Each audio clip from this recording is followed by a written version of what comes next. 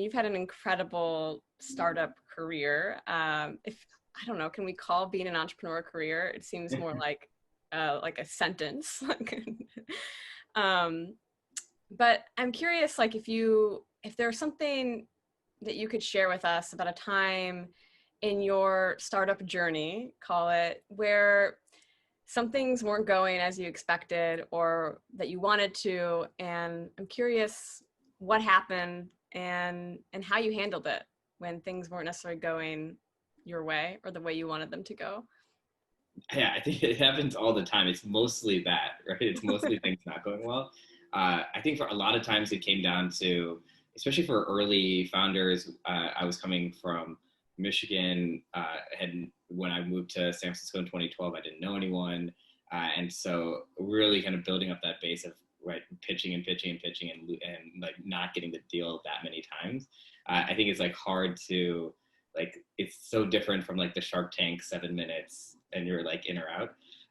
It like the idea of actually just like not just like the 1 hour drive down to like Sand Hill Road, but then like you like the hour that goes really poorly and then the hour back, and then you keep doing that over and over and over again.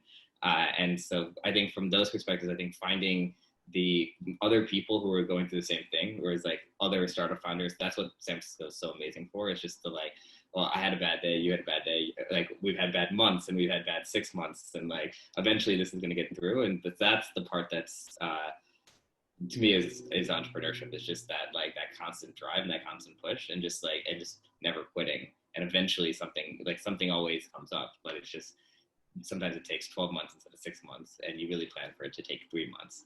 So I feel like that in every project, and Airdoll is like that too, right? It's just like the things that you always set these really ambitious deadlines, and you're like, oh, and what could we get done by the end of the year? What could we get done by the end of next year? And then it's always like, oh, I wish I could have gotten twice as much done, right, in half the time. And there's just never enough time in the day, and so that's life. That's startup life. Mm-hmm. Always takes more time, more money, and a lot of rejection. Exactly.